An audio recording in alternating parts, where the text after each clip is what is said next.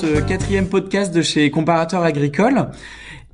Est-ce que tu peux te représenter et présenter Iribaren, la société pour laquelle tu travailles?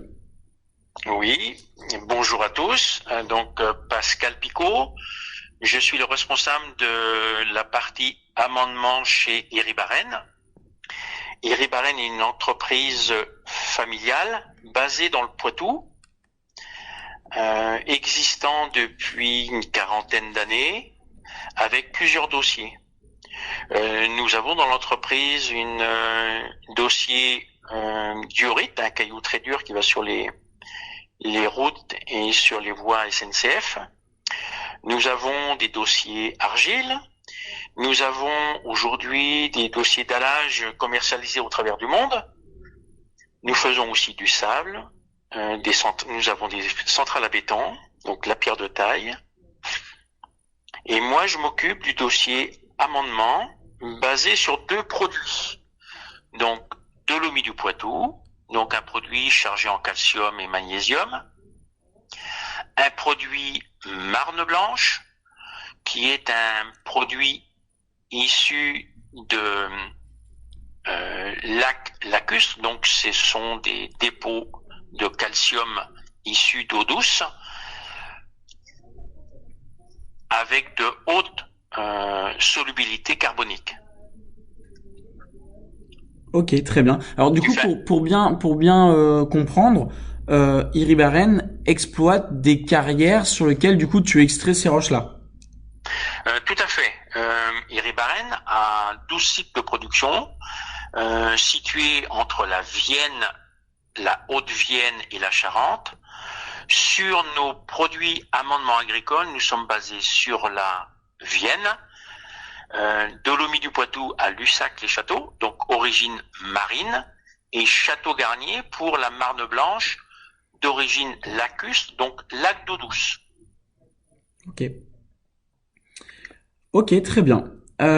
Du coup, aujourd'hui, tous ces produits-là, comment ils sont distribués jusqu'à l'agriculteur? Alors, nous, Iribaren, donc depuis une quarantaine d'années, nous distribuons nos produits en relation avec nos distributeurs agricoles.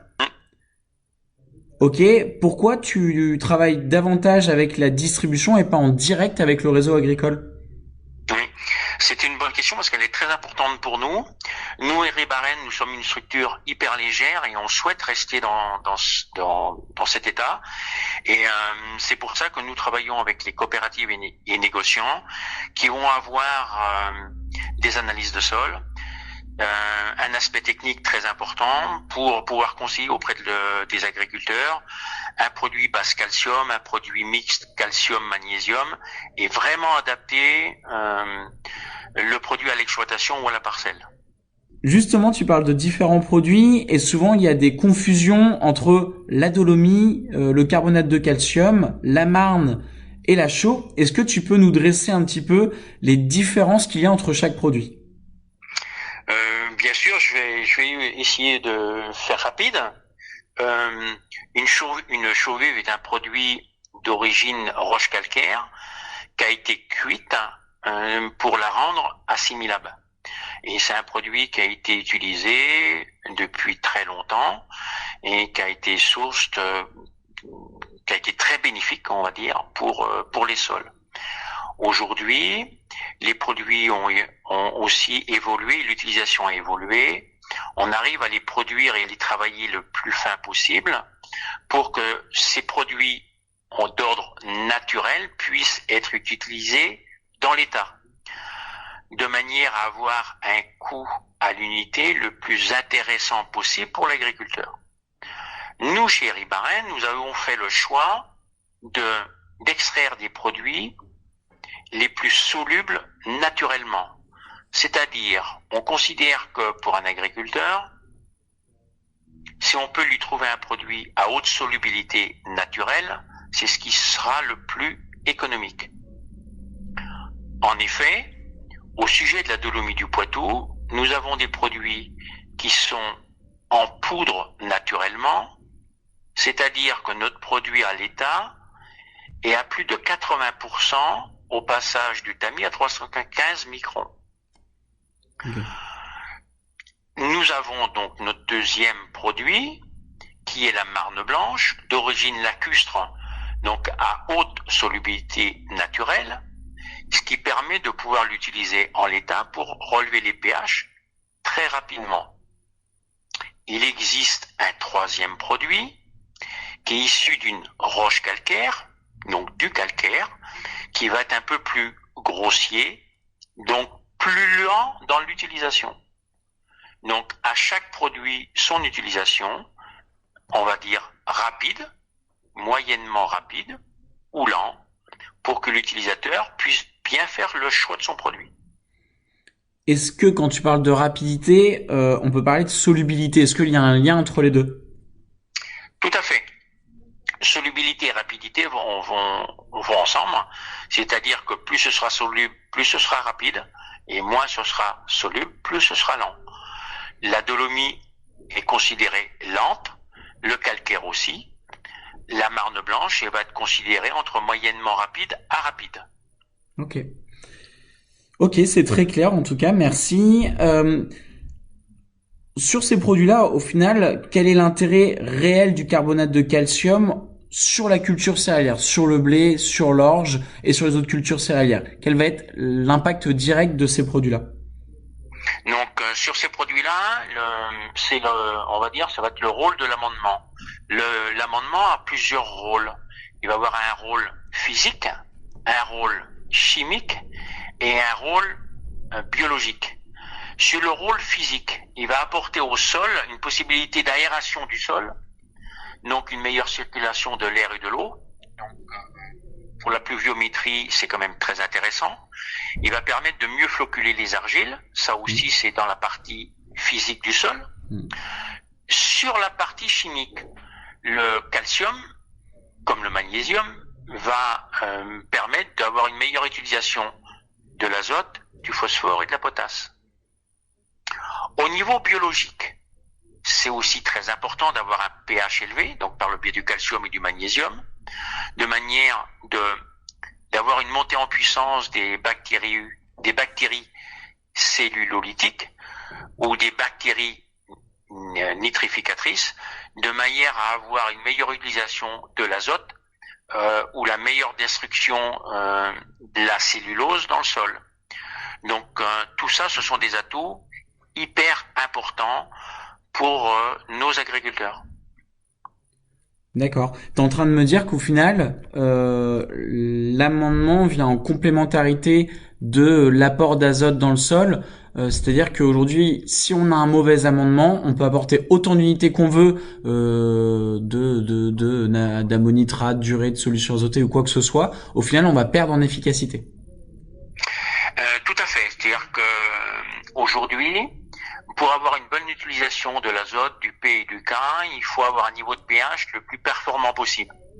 Aujourd'hui, je reviens aux analyses de sol. Les analyses de sol sont toujours importantes pour mettre le niveau de pH en fonction du type de sol. Donc globalement, il faut être dans une fourchette de 6,5 à 7 de pH pour avoir un sol qui fonctionnera au mieux. D'accord. Ok, et donc du coup, tout à l'heure, on parlait en off des valeurs neutralisantes. Quel aujourd'hui composant on doit regarder dans l'analyse de sol pour être sûr d'apporter la bonne quantité hectare d'amendement? Donc, pour bien calculer sa dose, le choix de son produit, l'analyse de sol est très très importante. Elle va nous donner aussi le choix du produit, si on doit travailler avec un calcium pur ou si on doit travailler avec un calcium magnésien, un CaO MgO, donc une dolomie. Donc, faites des analyses de sol pour justement faire le choix de votre produit. Ok. Et alors du coup, est-ce qu'on peut aller un tout petit peu plus loin? Qu'est-ce qui va faire justement que tu vas faire plutôt de la dolomie que de la marne blanche? Aujourd'hui, justement, c'est vraiment le pH. Alors, non, pas simplement. Le pH, que ce soit de la dolomie ou que ce soit de la marne blanche ou du calcaire, on va augmenter le pH. Maintenant, notre sol peut être déficient en magnésie. Okay. Si on a un sol déficient en magnésie, on va apporter de la dolomie. Donc, il est important de connaître, d'avoir une photographie de sa parcelle au niveau des éléments fertilisants. Ok, c'est plus clair. Ça correspond à quelle quantité hectares en moyenne entre des sols, j'ai envie de dire, en carence et de l'entretien annuel ou biannuel? Alors, globalement, un entretien correspond autour de 350 à 400 unités de valeur neutralisante, ce qui correspond globalement à 0,7-0,8 tonnes par hectare et par an. Okay. Si on parle d'entretien, il faut avoir en main le niveau de pH et le taux d'argile pour pouvoir apporter un coefficient qui va nous conseiller dans la dose au final. On peut avoir des redressements qui vont nous demander 3 tonnes, 4 tonnes ou 5 tonnes de produit. Ok. Du coup, ça fait une certaine quantité à apporter. En termes de matériel, quels vont être les meilleurs modes d'application? Quels sont aujourd'hui les outils, j'ai envie de dire, favorables à la bonne application, au bon épandage de la matière? Alors, aujourd'hui, vous avez plusieurs types d'appareils. Vous avez des outils pulvérulents, donc pour apporter avec des rampes, un produit qui est séché, où là, on va travailler avec des 1 tonne ou des 2 tonnes. Si on veut redresser le sol et apporter des 4 tonnes ou des 5 tonnes, vous avez des appareils type Rogue, Pagnin, donc des appareils à tapis et disque pour apporter ces 4 ou 5 tonnes hectares, 3, 4 ou 5 tonnes hectares. Dans une approche technico-économique, le non séché, à partir du moment qu'il a une haute solubilité naturelle, ce qui est le cas sur nos produits, on peut sans aucun problème utiliser ces produits-là. Ok. Ok, très bien. Et donc du coup, en termes de logistique, parce que souvent c'est une période qui est assez tendue logistiquement parlant, parce que on parle d'une application après moisson. D'ailleurs, on peut peut-être parler. Est-ce que tu peux nous rappeler un petit peu quelle est la meilleure période d'application justement pour des céréales? Alors, les céréales, les parcelles de céréales vont être libérées, on va dire, autour du 15 juillet. Il est clair que la logistique est plus difficile sur du juillet-août. Donc, de pouvoir anticiper et de livrer sur fin juin permettra d'abord d'avoir le produit et de pas avoir à attendre pour pouvoir appliquer le produit sur les sols. Donc, moi, je vous conseille fortement d'anticiper vos volumes et de vous les faire livrer. Ceci dit, nous, Iribarren, nous transportons 2 500 000 tonnes de produits à l'année. Nous avons une flotte de camions de plus de 50 BNTP qui vont assez facilement dans les champs. Donc, nous pouvons corriger un petit peu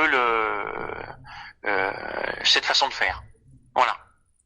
D'accord.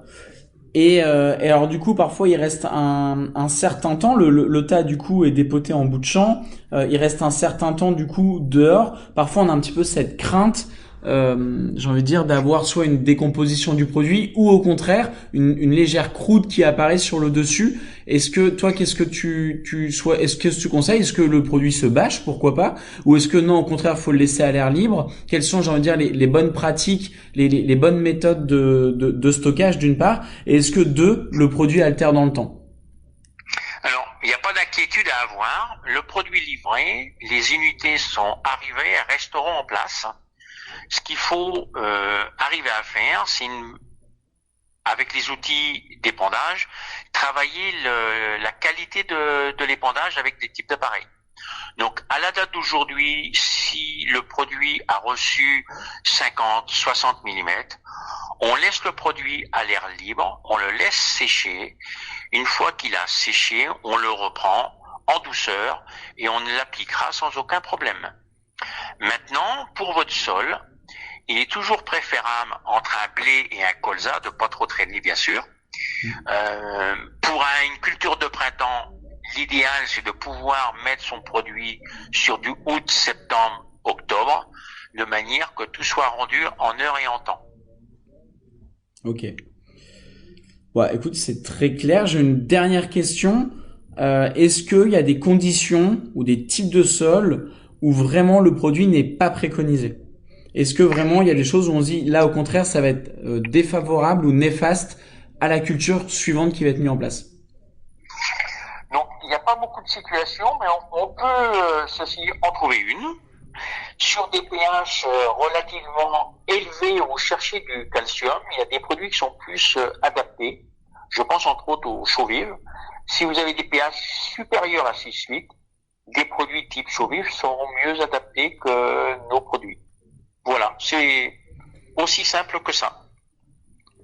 Ok, bah écoute, en tout cas, je te remercie. T'es très technique. Est-ce que j'ai oublié certaines choses? Est-ce que toi, il y a des choses que tu aimerais rajouter aux différents sujets qu'on a évoqués? Oui, j'aurais tendance à dire pour les utilisateurs, nos agriculteurs utilisateurs de nos produits, je vais leur conseiller fortement de faire des analyses de sol, d'en avoir quelques-unes sur l'exploitation, pour adapter au mieux la dose et le produit, le choix du produit.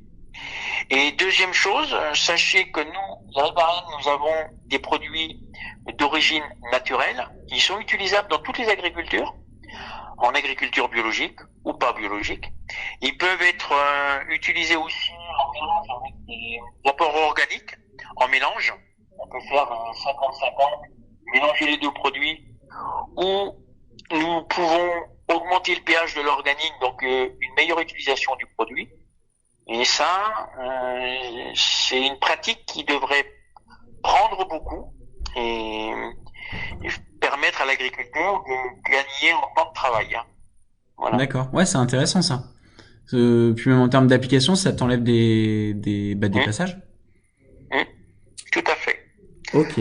On optimise le produit organique, on gagne du temps de passage, donc tout le monde est gagnant. Comment tu peux dire que tu optimises l'engrais organique? En quoi la marne ou la dolomie peut avoir un impact sur l'autre produit? C'est l'amendement qui a un impact, quel que soit le nom du produit, c'est l'amendement qui a un impact. Étant donné qu'on va augmenter le pH du volume, en augmentant le pH du volume, on va augmenter les bactéries cellulolytiques pour détruire la cellulose des engrais organiques, fumier et autres. Et on va augmenter aussi les bactéries nitrificatrices, c'est-à-dire de manière à avoir un passage de l'azote ammoniacal en azote nitrique. D'accord. Donc on va optimiser le tas et on va mieux gérer l'azote du organique. D'accord, ok. Ah, c'est super intéressant. D'accord. En plus, à l'ère où on est en train, malgré tout, de remettre en question notre apport d'azote dans nos parcelles. Donc c'est vrai que c'est intéressant. Ah ben ça, il y a pas,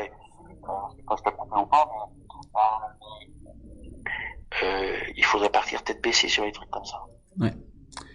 Bah écoute Pascal, je te remercie. Merci d'avoir joué le jeu. C'est vrai que le podcast est un support qui est pas encore très utilisé dans le monde agricole. Nous on s'y est mis.